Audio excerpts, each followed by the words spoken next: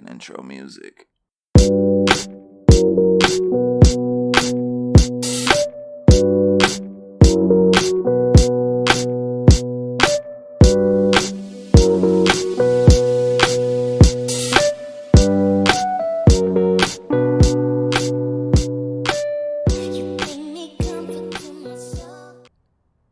What's up, you fucking pieces of shit? I'm just kidding. What's good? So it was like 3 days from the last time I just recorded that intro. It was a bong hit, and that was like 3 days ago. So I had a little bit of technical issues going on. There was a lot of weed and bongs and smoking going on, and some shit just went south. So let me move this closer.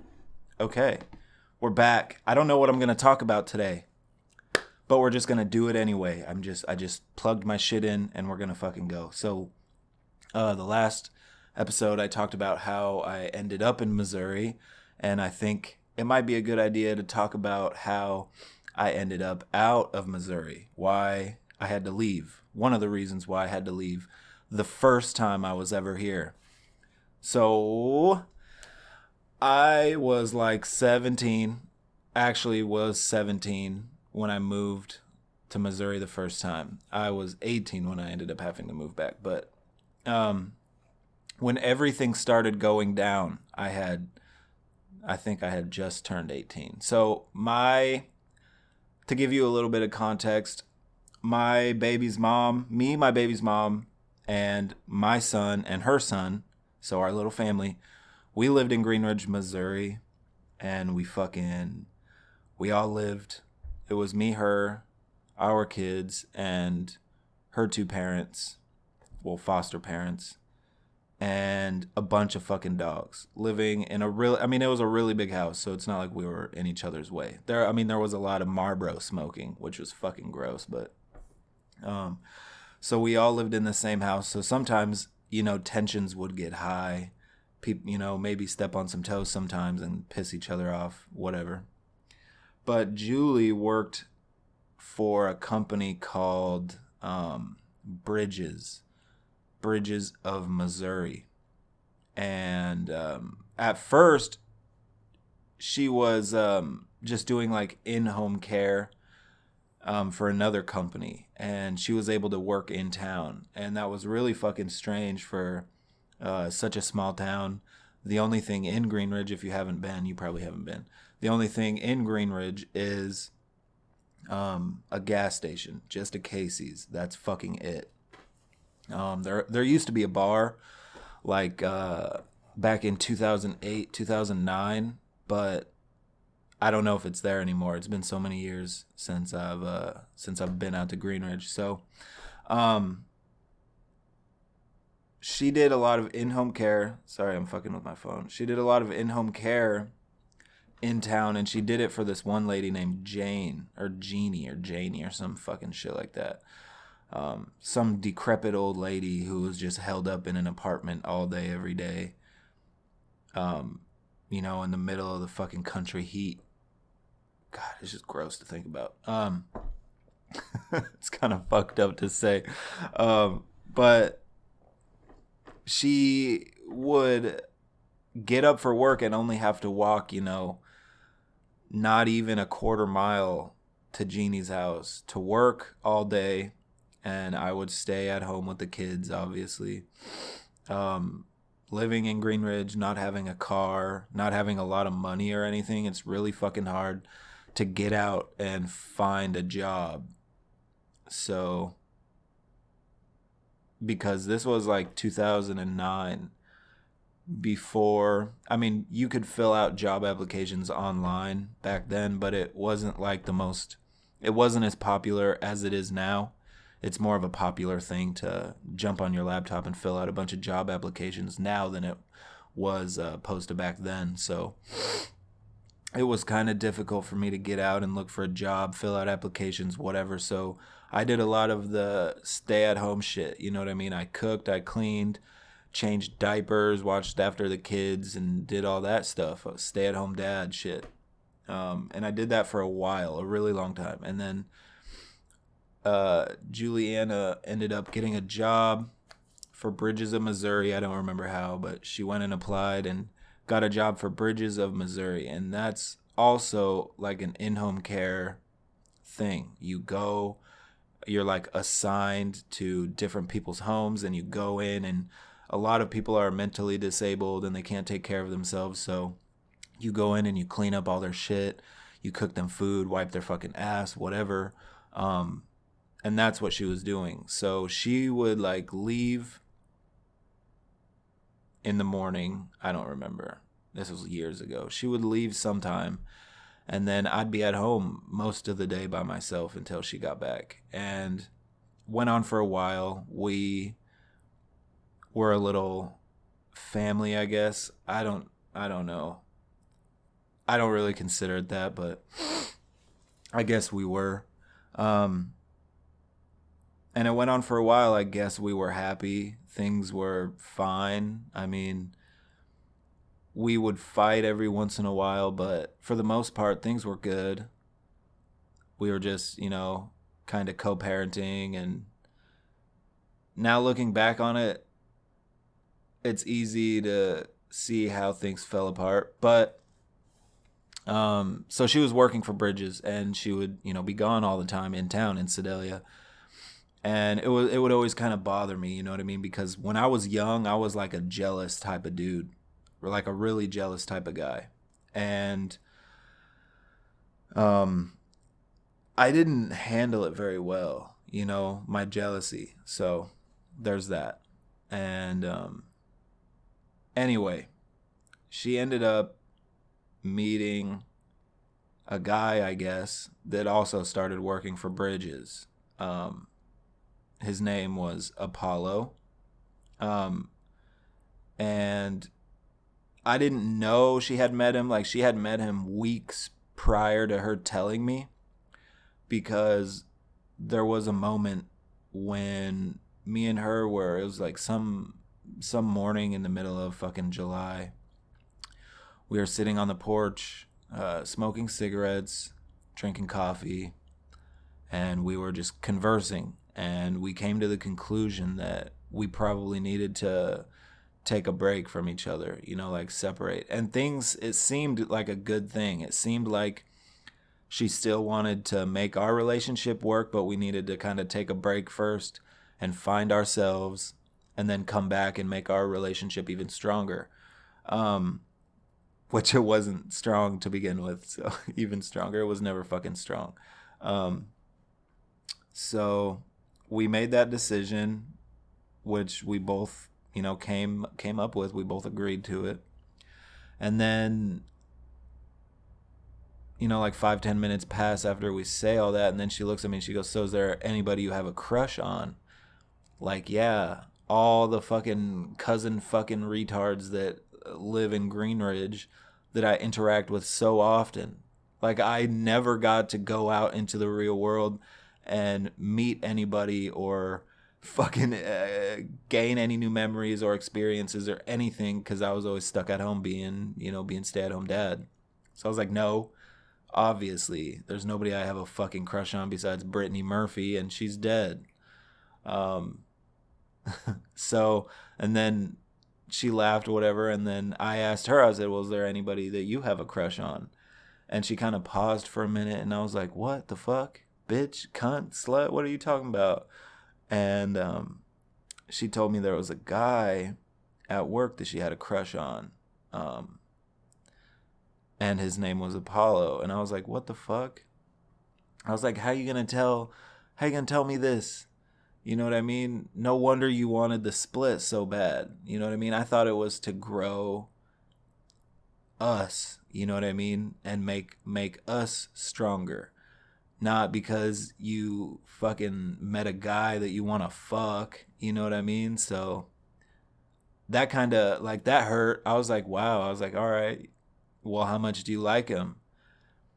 Pretending like it didn't bother me. And she's like, well, I don't know. I've, only been talking to him for a couple weeks. A couple fucking weeks? Bitch, what the fuck are you talking about? Don't you remember coming home and fucking sucking me off after you got off work, or coming home and riding my dick? But you got this old man in the back of your head. Like, what the fuck, man? Um, so I was upset. I don't think I was visibly upset, but I was upset. And our day went on, whatever, I kind of brushed it off. Our day went on and time went on, right? She continued to work. I eventually found like some kind of job. It was with Cutco Cutlery, selling knives, like door to door, doing things with the knives, like showing how they work, cutting through rope, cutting a penny with a pair of scissors. Stupid shit. Time went on, and we ended up buying like some real shitty Dodge minivan Caravan. It was spray painted all white. The rims were spray painted white on the outside with like no care at all. There was overspray onto the rubber of the tires, and it just looked really trashy. And it was like it was, what was it? Yeah, I said 93, right? It was old and very ugly. And she got her tax return, and she got $1,200 that she wanted to use to put towards a car. We went and found that Caravan, and the dude wanted $1,200 for it, which I knew at the time was a bad deal. It had like 180,000 miles. It looked like shit. The interior was like that 90s, late 80s, early 90s fucking all burgundy color, like a dark burgundy color. Fucking everything in the fucking van was that color. It was the steering wheel, the seats, the carpet, the leather, the dashboard, the fucking trim around the little stupid digital clock. Everything. There was no other colors. No other colors. Like they even painted the fucking screw heads dark burgundy. Fuck out of here. What the fuck is that? Horrible, horrible decision. Anyway, that's not the point. So she buys the van. And I knew it was a horrible decision. It was just fucking stupid. And she didn't have a license. I didn't have a license. So we brought this old man with us named JD, who happened to be the grandpa of a foster child whose Julie's parents were fostering, right? So we brought JD along. Come to find out, later on, come to find out he's a hella tweaker, he's a white supremacist. And Julie's foster dad, Calvin, one of the drifters, he was one of the drifters. Her stepdad, Calvin, black as fucking night, dude. And JD would come over and hang out with him all the time with his shirt off, have a like real shitty swastika tattoo on his chest that he got in prison. Like all of his tattoos, you could tell, are from prison. He spent a lot of time in prison, and he probably sucked dick and got it up the butt too. Like, just, you could tell. Anyway, so we took him with us to go get the truck, or go get the van, because we needed someone with a license, obviously, just in case we got pulled over. So we get the van, and I'm kind of upset about it because I'm like, man, $1,200 for this piece of shit when we could probably go get like a Honda Civic or like a cheap Honda Prelude or something with less miles and in better shape for half the price. So it was just frustrating, but she wanted something for the kids and us and the kids. But she didn't make sure that any of the mechanical things worked first. She wouldn't let me do it because before we got there, she goes, guys, I don't want you telling me anything about this car. I want to make the decision. If I think it's right, then I think it's right. Now, if I think it's wrong, I think it's wrong. I said, me and JD both look at each other and we go, so you don't want us to look at anything mechanically. You don't want us to make sure it's mechanically sound, or even if it has oil or anything. She goes, no, I want to look at the car and I'll make the decision, which is fucking stupid. Like, no offense if you're a female, but if you're a female and you know nothing about cars, bring someone with you who knows about fucking cars that can give the car a 1-2 look over real quick, tell you it's a good purchase or a bad. Yeah, so this is where my audio dropped out. Fuck me in the motherfucking ass. I hate the shit. Goddamn. And my audio is going to pick up right now. Everything. And what do you know? She bought the fucking car. And what do you know? It's the middle of fucking summertime. And we pile all the kids in the car like the next day or 2 days later, right?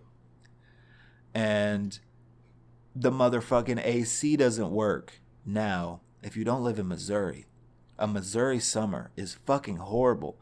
Humidity at like 95% with it already being like 101 degrees out. So with the humidity and how hot it is, it's like 108 with a real feel. You know what I mean? 110 maybe. So we have a baby in the back, a 2-year-old. Yeah, and my audio dropped out again. So I was basically saying that these are going to be some deep fried kids. I don't fucking really remember. I apologize. I hate my motherfucking computer. Anybody want to donate a new laptop to your boy? That'd be perfectly fine. And my new audio or my old audio picks up right now. And like flick it at him just to cool him off a little bit, because I mean, you don't want to dump a bunch of cold water on him and then let that heat like overheat and get sick or whatever. So, but I used to have to, like, it was like a full-time job. You bring the kids with you into town to get groceries. You better fucking be ready to stay back there and try and keep them cool the entire time. Or by the time you get back to Green Ridge, you're going to have a couple of deep-fried babies. Like, it was that hot. So she got that car, whatever. That's not even the point. It ended up breaking down. So I'm in contact with my grandma across the country at this point, because me and her came to the conclusion that I need to go back and get my high school diploma, because I dropped out in the 8th grade because I have a fucked up life. I dropped out of school in the 8th grade and my parents let me. They didn't stop me. You know what I mean? It's not like they let me. They're like, yeah, go ahead. Sure, buddy, go ahead. They just didn't stop me. They never even said anything about it, about me never going to fucking school. Well, my dad did once when he made me go to the alternative high school, Renaissance High School, and I have a great story about getting jumped by a bunch of juggalos. And this is like my 3rd dropout. This should be the last one. Fuck. Anyway, I'm in contact with my grandma because at the time I'm doing like a through the mail school from Stratford Institute. God, I can't talk. And anyway, that's not even the point. So I call my grandma and I'm asking her like what I should do, you know what I mean, about the car, because we got to get to work and, you know, got to get, you know, all groceries, and just we need to have a vehicle because living out in the country like that, you need to get to A to B, you know what I mean? So there's nothing to really shop out there. So my grandma and grandpa talk about it, I guess. And then they call me like a day later and they said, go to this dealership here in town, Chevrolet. So my baby's mom, Julie, her and her mom get in the car, and I stay at home with the kids. And then like a couple hours later, Julie comes home with a brand new fucking car that my grandma bought for me and her, but for me and her to drive. But nobody told me. My grandma just I'm gonna make this a drinking game because this is dropout number 4. Like, and at the time it was a brand new car. This was 2009, and she bought us a 2010 Saturn Ion, and it was really fucking nice. Like, it was a really nice car, brand new, and we were really excited about it, and everything. And I mean, I never really got to drive it, even though my grandma was like, "Your name's on the title." I never really got to drive it because I didn't have my license, 1. 2, my baby's mom was very controlling, and she would always tell me that I'm not allowed to drive my car because I don't have a license. So, and I was whipped at the time, so I was like, whatever, you know. And she needed it to get back and forth to work every night anyway, so it was all good. I just wanted to make sure that she had good transportation back and forth to work, which I knew she had now. But like maybe a couple more weeks go by. So it's probably been like 3 weeks, 2 or 3 weeks maybe, from when she told me she had a crush on another guy that she met at work. So I kind of forget about it, but not really. It's just sitting in the back of my head. And So it's kind of just sitting in the back of my head. Like, I got it there, you know what I mean? Just in case I need to bring that up for any fucking particular reason. So one night, she's on her way to work. Just a normal night. I kiss her goodbye, hug and kiss her goodbye, whatever. Tell her to have a good night at work. Trying to be a supportive, at this time, fiance, because we were engaged. But, you know, like I said, we took a little break. But she was still wearing my engagement ring that my aunt flew out to me. She flew me a ring, a gold diamond ring that was, you know, I mean, it wasn't the most expensive ring. Maybe it was like a $1,600 ring. Still pretty pricey. More than her stupid fucking van costs. Anyway, so she still wore that ring, and I still wore my engagement ring on my ring finger, and so did she. And, well, one night she's on her way to work and she gets in a horrible accident a few miles out of town, or a few miles before she would get to Sedalia. And she called her mom, or she called the house phone. Her mom answers, kind of freaking out. She's like, "It's okay, calm down, stay right there, calm down." And then her mom looked at me and said, "Julie was just in a bad accident." And I was like, "What the fuck?" I didn't really know. I was like, "What do you mean, a fender bender or what? Is the car totaled, or is it just a small thing?" But she said she didn't know. So we got in the car. We hauled ass all the way down the highway to where she was. And we get there, and it's like destruction. Like, the side of the road is all fucking torn up. There's chunks of the cement where the cement meets the dirt on the side of the road, just chunks taken out. And then I see the car just flattened to the fucking ground. Like, the entire car flattened to the ground, except for the driver's side. And fun fact, the fucked up part about that is that she was going into work early, and me and the kids were going to actually go with her to get some food before she actually had to be at work. So we were going to go to town, come back, and then she was going to go to work. But she just decided to go to work. Crazy thinking about that. Me and the kids could have been in the car during that accident, and we would have totally been dead. Like, there's no way we would have survived. The roof was all the way to the fucking cement. Like, it was completely squished. The only person surviving was the driver. She got so lucky. This is what she said. Also, she was using my cell phone at the time because she didn't have her own cell phone. So I'd let her take my cell phone every night. So this is what she said. She said she was trying to avoid hitting a squirrel.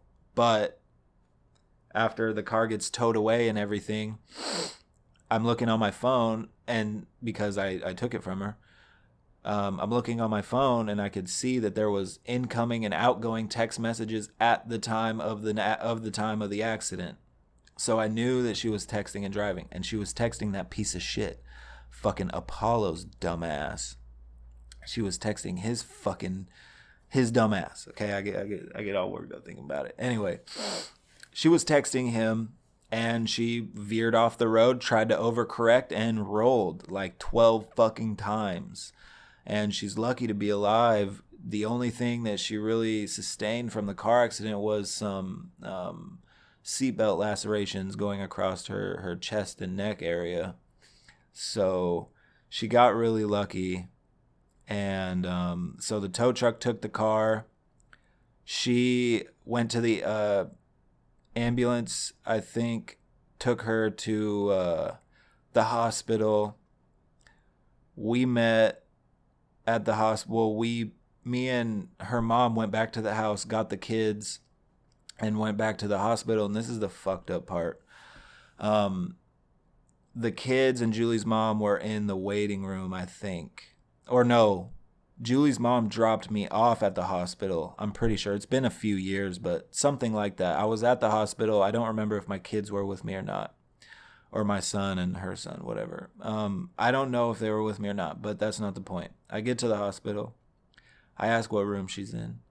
I go to the room, and the room has a window in the front with blinds, and the blinds are kind of opened like I could see through into the room.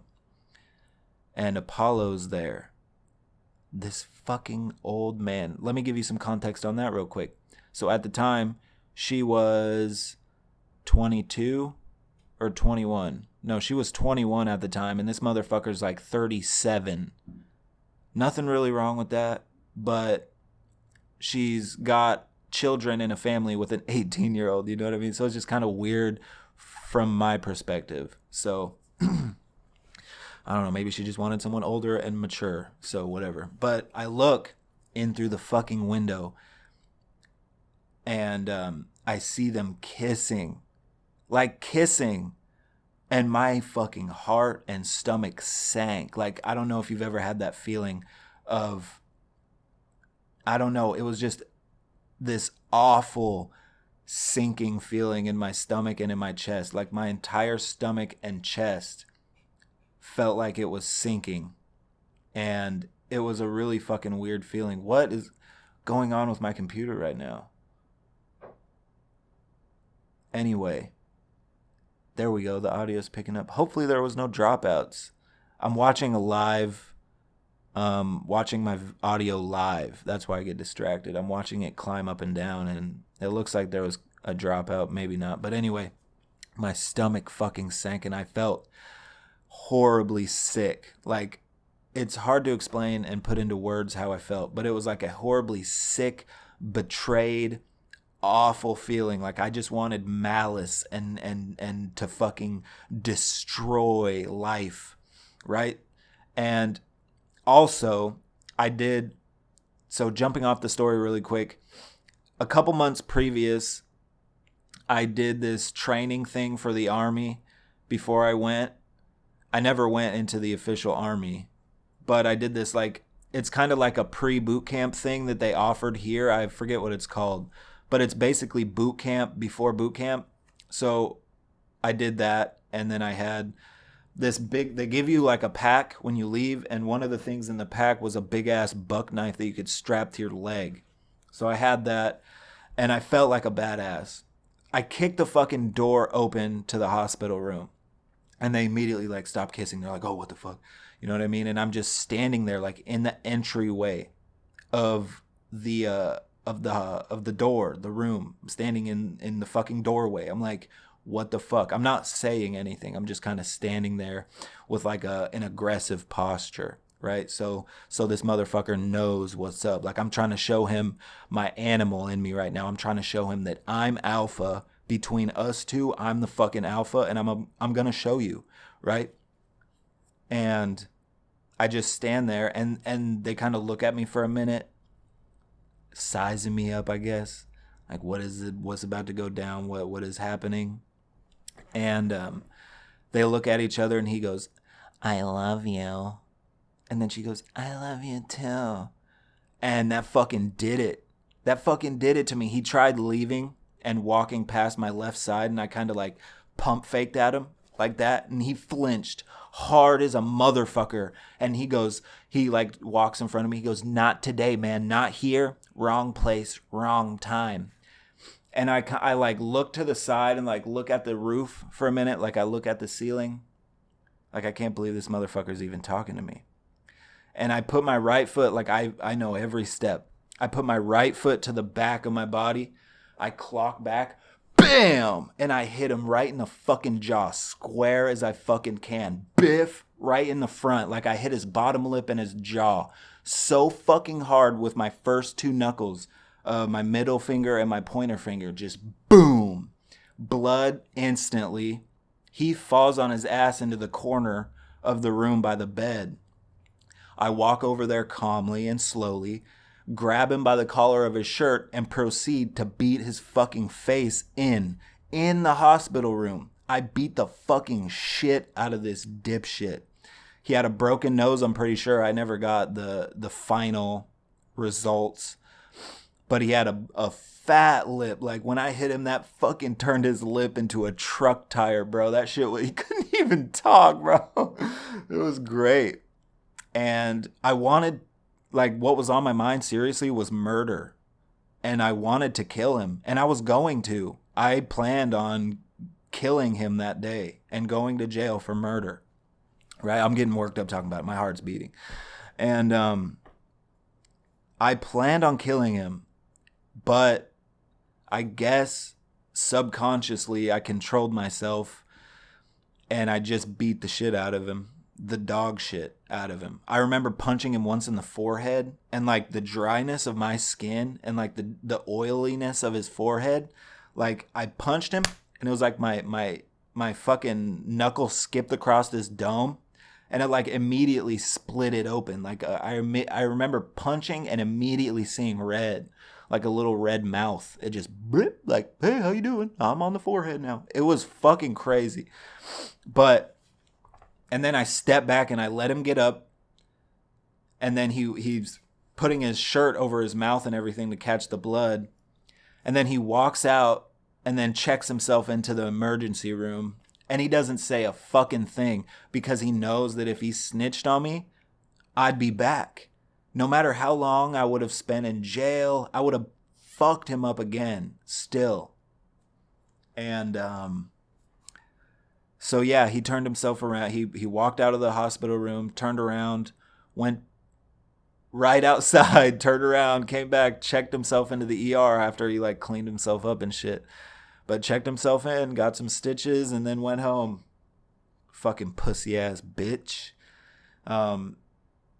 And that's how it is with this guy. Like I'm pretty civil now, and I'm mature and everything. I'm older, and I realize that might have been a little rational, but I was letting my emotions do all the work. So it was a little irresponsible, maybe a little immature, but nah.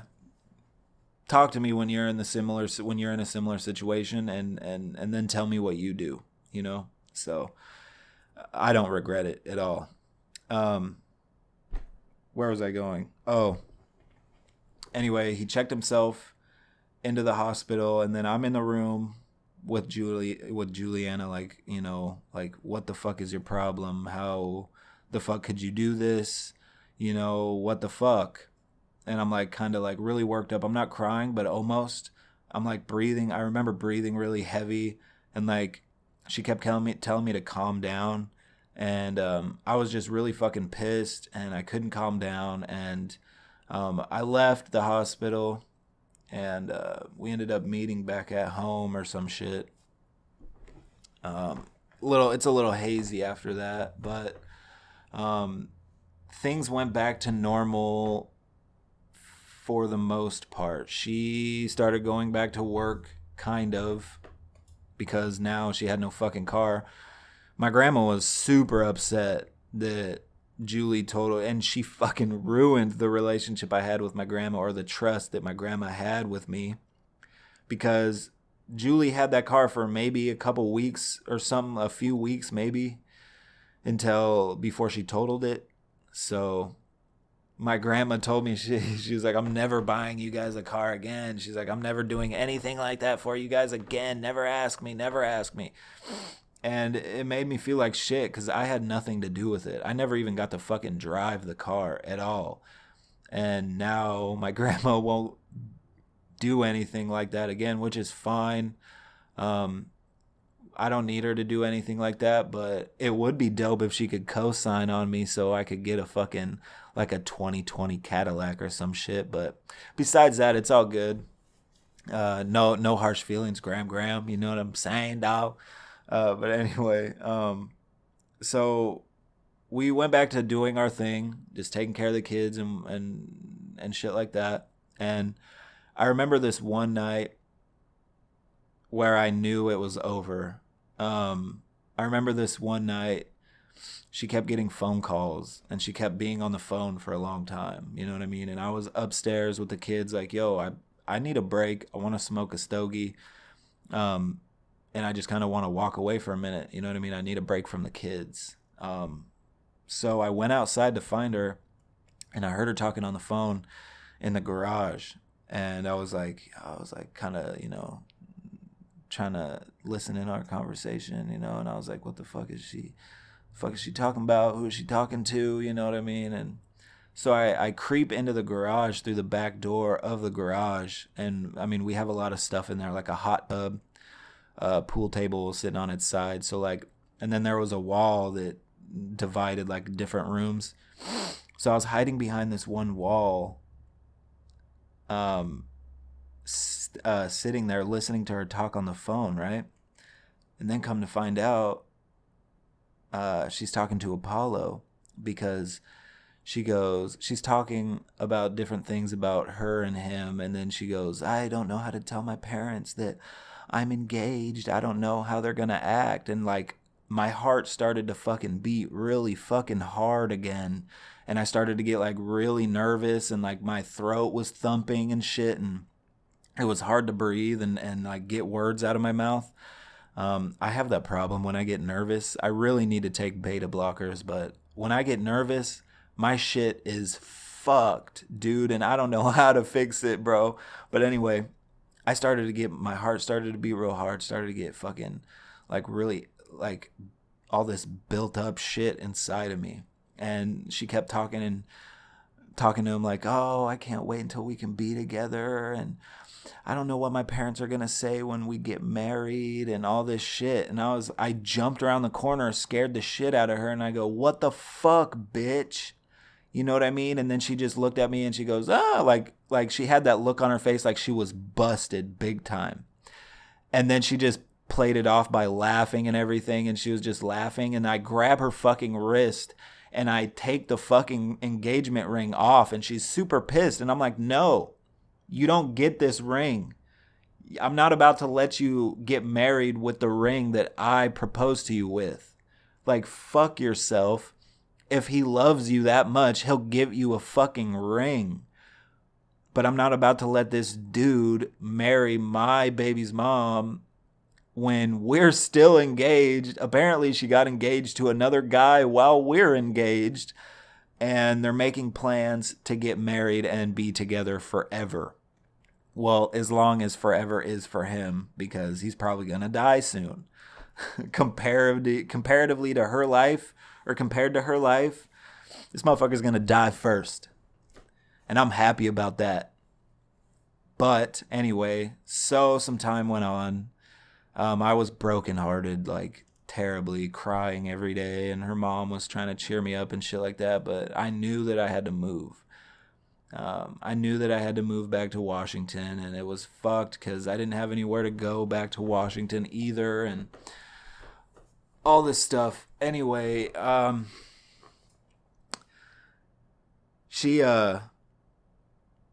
so I leave, some time goes by and I leave Missouri, which was heartbreaking for me to do because not only do I have to leave the person that I thought I was in love with, but I also have to leave my son and her son, who I'd been raising his entire life. So it was rough to leave and say those goodbyes. And she was going to leave with her friend the day that I was leaving. So she was taking the kids with her. And this was like a few hours before her mom was going to take me to the airport. So Julie gets the kids packed up into the car, and I have to say my goodbyes, and she pieces off real fast. Like, she couldn't wait for me to get out of there. And I didn't even get a proper goodbye with my son or a send-off or anything. And that hurt a lot too. Like, that hurt the most, that she wanted to just get it done and over with so fast. And it was fucked up, and it hurt a lot. But that it is what it is at this point. But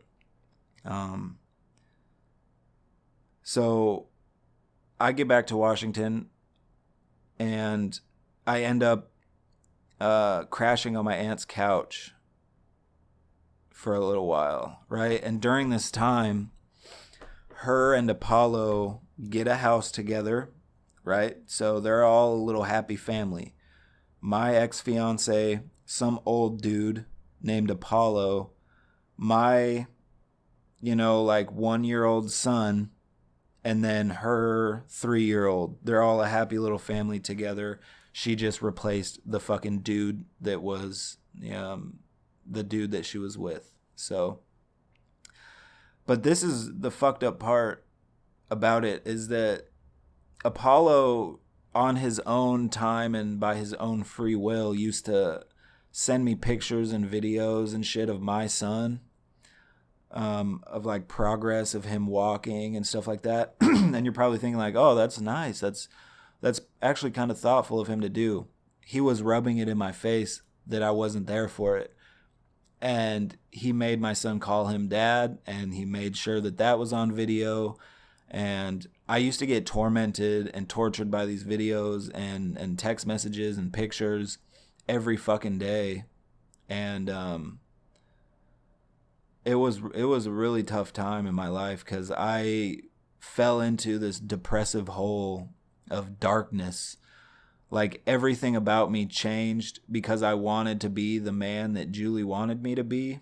So I started being more like the guys I knew she liked, which was even more upsetting because Apollo was this old nerdy fishing guy that wasn't like the guys that she dated anyway. So it pissed me off even more. But anyway, the guys that she was really like into and would call hot and shit like that would be guys wearing skinny jeans, that had, skater hair and, tight t-shirts and shit like that.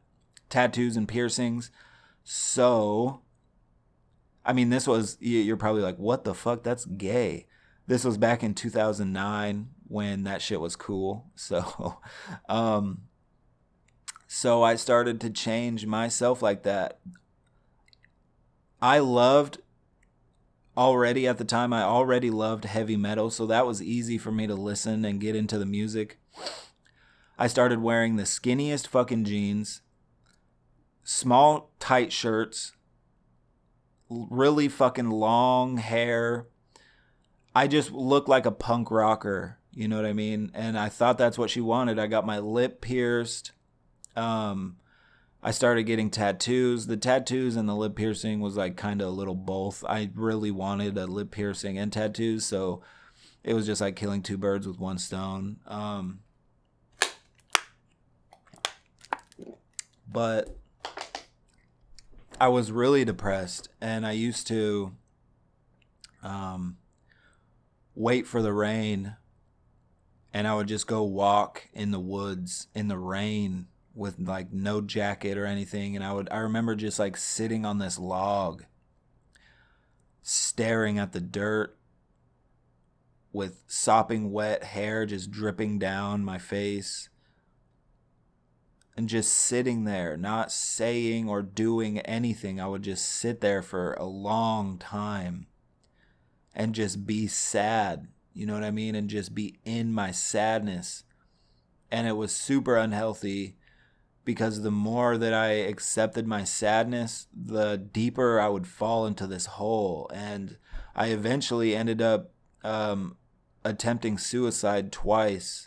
I tried to commit suicide because of all this, and fucking it didn't work because I was stupid. I think subconsciously I didn't really want to die. I just kind of wanted attention, you know what I mean? Because I was hurting real bad, and I didn't have anybody there for me really besides my little brothers and my mom and my aunt. My aunt had my back then. She always had my back. And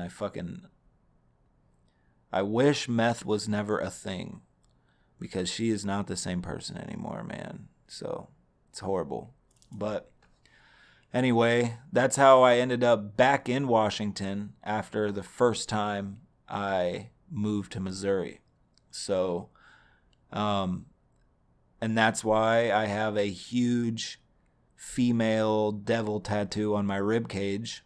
I have a big naked devil girl like on her knees with her like hands behind her back, or no, hands on her thighs, with her big ass tits hanging out and shit like that. And I pissed my baby's mom off because I got that tattoo, and I sent her a picture, and I was like, this represents you in my life. And she was like, oh, you fucking piece of shit and all this other shit. But anyway, to end off a depressive... Jesus Christ.